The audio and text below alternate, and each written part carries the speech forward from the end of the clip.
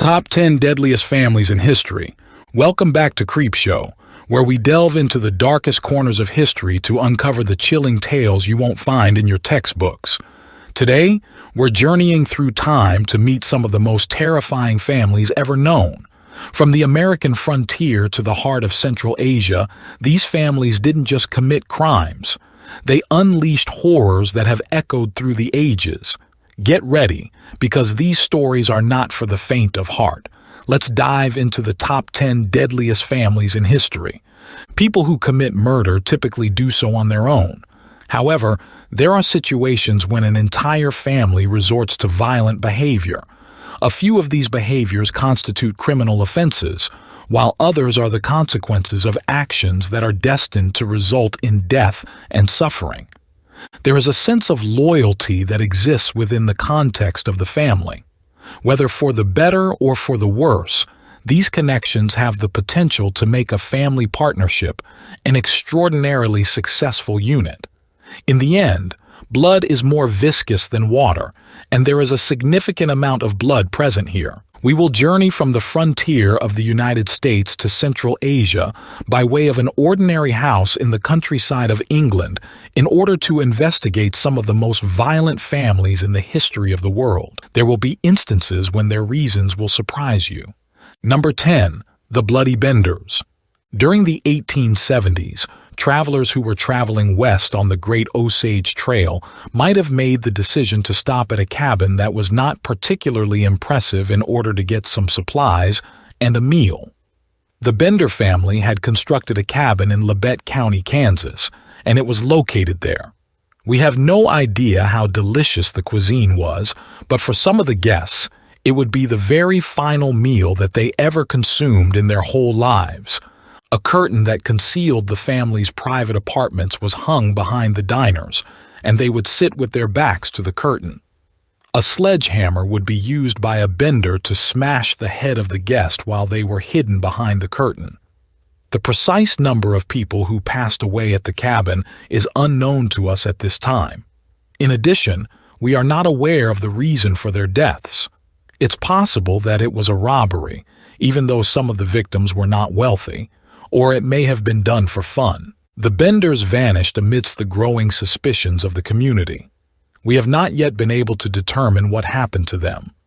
Surprisingly, a different family of four, the Kellys, surfaced in Kansas not long after the Benders vanished from the state. A murdering spree was also carried out by the Kelly family. Those individuals were the same. Number 9. The Bean Clan. The picturesque hills and glens of Scotland are frequently obscured by mists, making it a region shrouded in mystery. A portion of the nation's past is also concealed by the mists. In the 16th century, Alexander Bean and his partner, Black Agnes Douglas, established a residence in a concealed sea cave and began having children there. They were the first people to have children in this grotto. By means of incest, the clan finally expanded to approximately 45 people. As a result of the lack of available employment opportunities, the tribe subsisted by killing and devouring travelers. The tribe only carried out their activities throughout the night, and during the day they would retire to their cave, where they would repose and enjoy a roasted supper of unfortunate victims. Even the locals were unaware that the clan was residing in the region, and the Beans managed to exist for a quarter of a century, during which time they were responsible for the deaths of almost 1,000 persons who were passing by. The guys were tortured by having their genitalia severed and then being thrown into a fire when the authorities were eventually able to locate the tribe. The Bean males were then let to bleed to death because to the executioner's decision to cut off their hands and feet. After that, the Avengers set fire to the women and children, killing them. It appears that the tale of the Beans was documented for the first time in the Newgate calendar, which was published in the 18th century. The purpose of this periodical was to both titillate and educate its readers by highlighting terrible crimes. That being said, the calendar did not just make up cases, despite the fact that it enjoyed the sensational and might have been a little bit flexible in its accounts. Is the tale based on real events, or is it a myth? It took a very long time for it to become public knowledge. Some people believe that there is no smoke without fire. Number 8. The Borgias. Without include the Borgias, it would be impossible to compile a list of families that are actually truly evil. The family, which had its roots in Spain, rose to prominence in the political and religious landscape of the 15th century. In addition to the notorious Lucrezia, the family was comprised of 2 popes by the names of Calixtus III, 1455-1458, and Alexander VI, 1492-1503. They were ambitious and greedy for even greater authority. It is possible that Lucrezia is the member of the family who is remembered the most. It was completely acceptable for her relatives to exploit her as a pawn in their power machinations because she was the daughter of Pope Alexander. As a result of her participation in multiple arranged weddings, the Borgia family was able to strengthen their hold on power. The extended family was frequently represented by those living during that time period as a vicious family that would refrain from doing anything in order to achieve its purposes. When Alexander became pope, people had already begun to suspect them of committing crimes such as adultery, robbery, bribery, incest, and murder. The other side of the coin is that powerful families create enemies. There is a widespread consensus among historians that many of the more lurid stories about them were fabricated by rivals who were envious of them. Certainly, on the bright side of the ledger, they were wonderful patrons of the arts because they supported the arts. Number 7. Inessa, Tarverdyieva, and family. We have Inessa Tarverdyieva, her husband Roman Podkopayev, and their 2 kids, Victoria and Anastasia. They are living closer to the present day. In addition to being older than her husband, Inessa was also the mother of Victoria, who was her daughter from a prior relationship. Anastasia was only 13 years old. Within the Stavropol area of Russia, the family resided in a mansion that was luxurious and comfortable. Roman was a dentist, and Inessa was a teacher at a nursery school to young children. The sequence of murders and robberies that started in 2007 were not motivated by financial gain with regard to this family, which belonged to the middle class. Campouts were a common activity for the family, and they served as a cover for their criminal behavior. They would break into homes and kill everybody who was there before stealing whatever they want that they could get their hands on. The majority of the time, the items that they stole were of little worth and were most likely merely trophies. A few of the murders were particularly horrible. 2 adolescent girls were the only ones present in the house during one of the raids. After torturing them, gouging out their eyes, and ultimately killing them, the family put them to death. As a result of a relationship with a law enforcement officer that had not ended well, Inessa found it particularly enjoyable to kill law enforcement officers. They were finally taken into custody by the authorities in 2013. We are unable to determine the number of individuals that were killed by the Tarverdyieva family. Number 6. The Harpe Brothers. Makaja and Wiley Harpe, brothers, tormented settlers in the distant and poorly populated country west of the Appalachian Mountains right after the American Revolution. This territory was located west of the United States of America. It is possible that the brothers, who had remained faithful to the British Crown during the conflict, came to the conclusion that it would be best for them to relocate to the west following the American victory. They were able to subsist by robbing and killing the settlers who were beginning to develop the land. It seems that they took great pleasure in the act of killing. No sooner had vigilantes begun their efforts to bring the brothers to justice than they had begun their efforts. When they were apprehended by a posse in the year 1799, Makaja succumbed to his wounds and died. Wiley was able to evade capture, but in the year 1804, he was ultimately executed by hanging. Number 5. Fred and Rose West.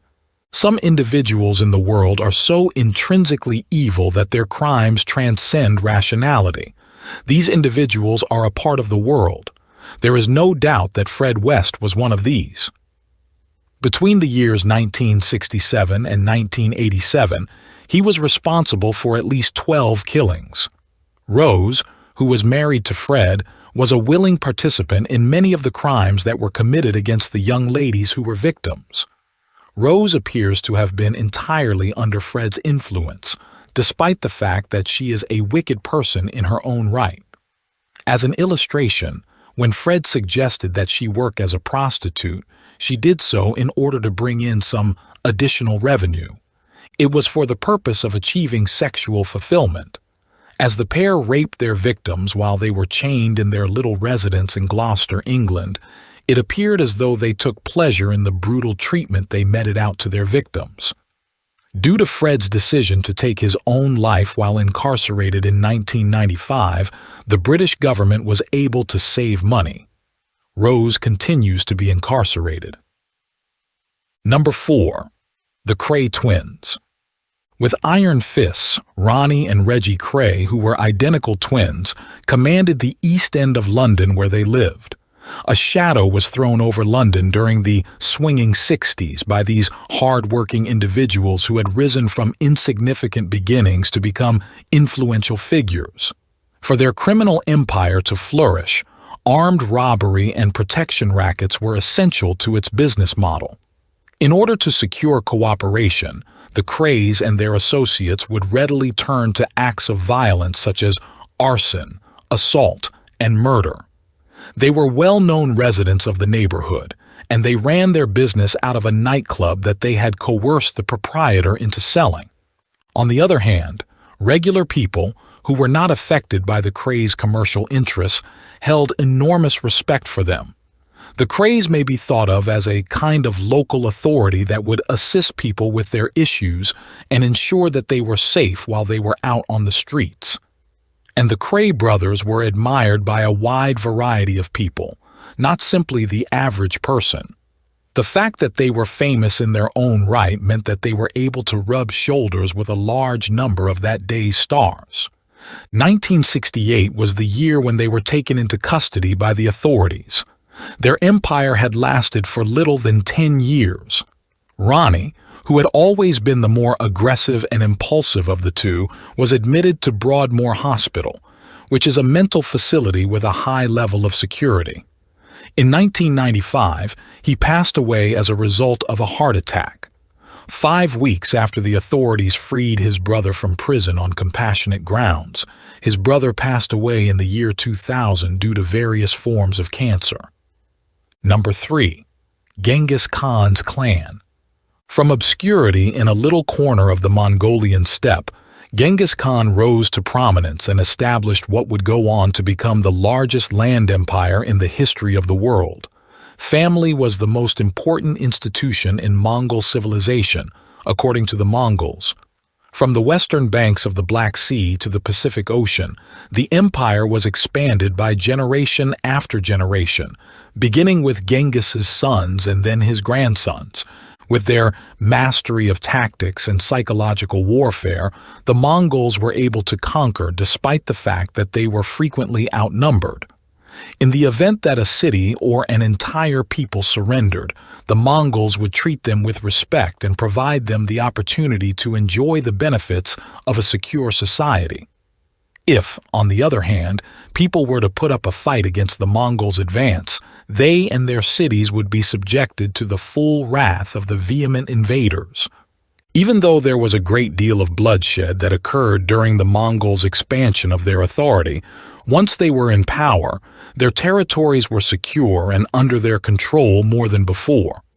When compared to the conditions that existed before, this marked a significant improvement in many instances. The subjects enjoyed a significant amount of personal liberty. Individuals, for instance, were free to practice whichever religion they chose. However, the cost was quite considerable. The Mongol invasion is responsible for the deaths of approximately 11% of the world's population, according to the calculations of certain academics. Number 2. Shaka. Despite the fact that Shaka Zulu's relatives had been chiefs of the Zulu lineage, the Zulu people seemed to be of comparatively little importance. That was altered by Shaka. He gradually increased his power until he exercised complete and total influence over the situation. The Zulu warriors were feared by everyone, including the technologically advanced British colonists, since he had a firm grasp on tactics that made them very effective. The Zulus were a ferocious fighting force that moved quickly over the area they were familiar with, obeyed instructions without question, and used their knowledge to their advantage. Their adversaries were frightened. He was adamant about complete compliance and would punish anyone who did not live up to his standards in a cruel and severe manner. When defeated warriors returned to their camp, they might discover that Shaka had ordered the execution of their families. It is highly likely that they would also experience the same destiny. The question of whether he was merely a terrible tyrant or the actual father of a glorious nation is still being debated by many people. It was his own family that betrayed him, regardless of the circumstances. Following the passing of Shaka's mother, he started acting in an unusual manner. The rites of mourning that he commanded were quite demanding on his people, which led to a tremendous deal of suffering for many of them. 1828 was the year that his half-brothers carried out the murder of him. Many Zulu people today hold him in high regard. He was a strict taskmaster, but he instilled a sense of pride in his people among them. Number 1. The Gonzalez Sisters. Between the years 1945 and 1964, the four Gonzalez sisters were able to run a prosperous business until it was shut down by the authorities.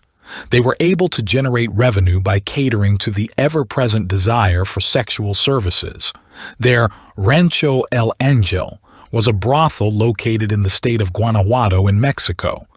It served as the hub of the sisters' extensive network of prostitution operations. It is not uncommon for the women who worked for the sisters to have done so against their will.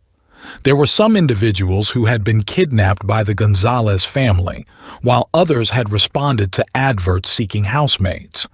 When the ladies arrived at the brothel, the sisters would frequently force heroin on those who were unwilling to offer the services that the sisters requested. This was in order to satisfy the sisters' demands.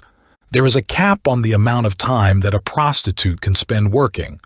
They were murdered by their sisters when the girls either became unable to work or became hesitant to labor in order to satisfy their customers. A customer who showed up with a significant amount of money ran the risk of being murdered and having his money taken from him. The bodies of 80 women, 11 men, and a variety of other fetuses were discovered by the police during their raid on the premises. It's likely that there were a great number of additional victims who went unnoticed. A sentence of 40 years in prison was handed down to the sisters by the Mexican courts.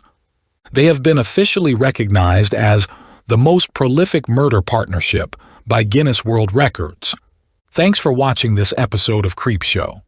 If these sinister family sagas gave you chills, make sure to hit that like button and subscribe for more spine-tingling stories. Which deadly family shocked you the most? Let us know in the comments below. And remember, the past is full of secrets, and here at Creepshow, we're committed to bringing them into the light. Until next time, stay curious and stay safe.